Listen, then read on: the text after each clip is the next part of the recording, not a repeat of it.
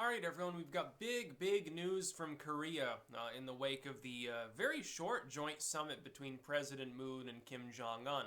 A number of successes there, with possibility of more. And that's really what it's about. It's about waiting over time. It's going to take a long time for everything to move, but it's still moving more quickly, I think, than many of us expected. Number one, the big win. North and South Korea apparently intend to file a joint bid for the 2032 Olympics, I believe it was. That's significant. Them filing jointly for such a thing as opposed to separately indicates a willingness between the two parties to reunify, or at the very least to be on an even footing, to recognize their shared history, to recognize despite being partitioned at the moment, we really is just Korea, so it doesn't make sense to file separate bids for the Olympics. By the way, I think the Olympic Committee would be reluctant not to give it to them if that happened, for purely diplomatic reasons. They're not supposed to really maybe hold that in mind, but they will. It's sort of like the Nobel Committee when they decide who's going to get the Peace Prize. It's going to be heavily tilted, I think, towards Moon and Un, and possibly Trump as well as others. It's going to be heavily tilted. Jinping might be on that list, even Putin, because of the progress there. Then we've got, they've signed a declaration of their desire to denuclearize. That's basically status quo, but to have that reaffirmed is important. If the South Korean leadership, which, at times is very much an antagonist to North Korea and vice versa, they're getting along apparently splendidly and have no problem with one another at this point. It definitely helps the U.S. policy move forward when South Korea is appeased, because really they are the other major party involved. It's basically the two Koreas and then the U.S. and China. All of the other interested parties are totally tertiary at that point. The primary parties are the Koreans themselves. If they're getting along, they're signing papers, doing well, the U.S. doesn't need to antagonize anybody. And I believe the joint drills that had been called off and then Trump said they're back on because of lack of progress, it might be time to call them off again and say, okay, well, this counts as progress. We still need to see more, however. This stops short of denuclearization. It stops short on any concrete steps towards that. But then we've got the third component. And this is also very important. And it's more than just, Kim Jong-un and President Moon intend to scale the sacred mountain together. Apparently they're going on a hike later up the sacred mountain to talk as only a pair of powerful world leaders can, which is basically mumbling to one another about taxes, I guess, or something. Now, I think that they talk about their sexual exploits more than anything when they're in private company. That and how good the booze is in one another's countries, or the drugs. North Korea, weed's legal, so maybe President Moon's going to get blazed out of his gourd. It'd be very funny. They should put it on YouTube if they do, by the way. Here's the thing. The third component is that North Korea is saying, we're going to get an international audience, reporters and so forth. They can come into North Korea. We're going to dismantle a missile site and an engine test facility for the world to see. Because we're trying to get off the war footing. This is highly significant. This is the third time now that they've done things like this. They already basically bombed their own, admittedly useless nuclear test site, or at least one of them. They dismantled and destroyed one of their main missile platforms. They're getting rid of another plus an engine test site. For North Korea, that has spent more than half a century constantly under the Juche ideal of military first. If someone's going hungry, it's not a soldier, even though they usually go kind of hungry too. It's like join the military there. It's, mandatory, male and female for, I think, 2 years of service or whatever. Basically, everyone there is a partisan irregular. And you're just not allowed to own a private firearm, of course, but you know how to fire one if you have one. Basically, they've been on a perpetual, we must have more troops, more munitions, more tanks, more artillery, we want the bomb, for over half a century.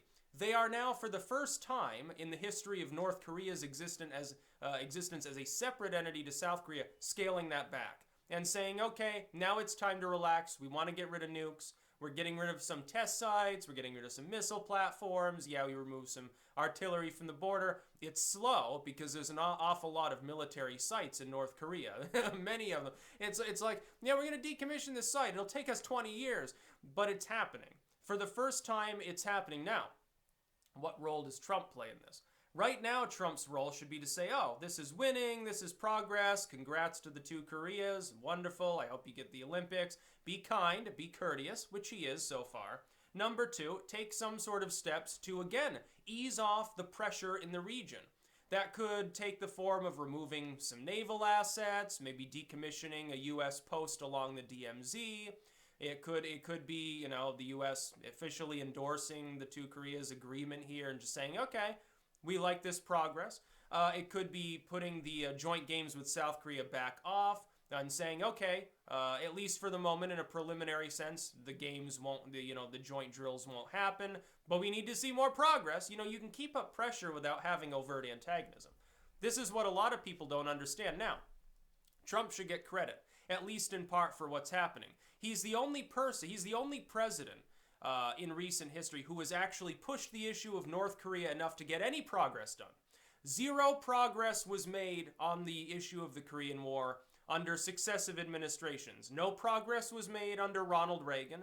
No progress was made under Bush Daddy or Bush Jr. No progress made by Clinton or Obama. All of them failed completely to address the issue, and when it was addressed at all, it was for short periods to condemn, sanction, and ultimately do nothing. Trump pushes the issue. His diplomacy is working. He should get the Nobel Prize for this, although he probably won't. I think he would reject it. He wouldn't even give a fuck. I wouldn't either at this point. If they wanted to nominate me for one, I'd tell them to screw off.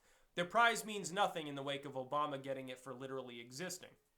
You're not Bush? Oh my God, Nobel Prize for you. That's what it boiled down to. You're a liberal and you're not George W. Thank goodness we survived his administration. And of course, he continues the same failed policies. Look at Libya and Syria and even Korea. Trump is the only one, and he's got a track record.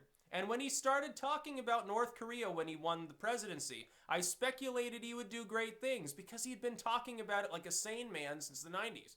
He warned back during the Clinton administration that mistakes were being made and said, look, you're going to have to tackle the problem sooner or later. Eventually, that will mean military force because there will be no other way to tackle it. It's basically, they're on the cusp of that level right now, which is why Trump made it a major issue. He's like, this is the last chance. This is the last administration during which you're going to be able to stop a nuclear war in the Korean Peninsula. So I'm going to throw what I have at it. I'm going to try my best. If I fail, kaboom. That's basically what it boils down to. If the liberals don't want to see 10 million people die, they should be cheering on Trump, circling the wagons around him, saying, we stand by our leader in these negotiations. We're begging the North Korean people, please, get Kim to sign a peace treaty with President Moon. Nobody here has the wherewithal to invade North Korea. Nobody wants to. Most Americans can't find Korea on a map. People don't want perpetual war. It's just like Syria. What was it? Something like 75-80% of the U.S. public, when polled, opposed conducting strikes on Syria. That was just billed by Obama as limited strikes during a period in his presidency where his approval was halfway decent. The overwhelming majority of people opposed even a limited interaction in the region, even though, of course, we still continue to fund terrorists, unfortunately, and we still do to this day. By the way, Mr. Trump, stop doing that. In Korea, though, things are fine. Look, this is the least warlike and least unstable that the Korean Peninsula has been since before the Korean War began. You do realize that, right? In the span of a 70-year frame of time, times there are better now than they have been under any administration any living person really recollects. You'd have to find someone who's like 100 years old to remember it. And, by 100, you probably don't remember much of anything beyond even your birthday, possibly. Nobody remembers a time, for the most part, of living people, other than those that are extremely geriatric at this moment. A time in which there was peace in the Korean Peninsula. It's always been, we will invade tomorrow. Aha, we assassinated your leader. Intrigue and Cold War bullshit. We should be trying to end the Cold War once and for all. This is one of the major players in that situation. The other is, why do we keep antagonizing Russia?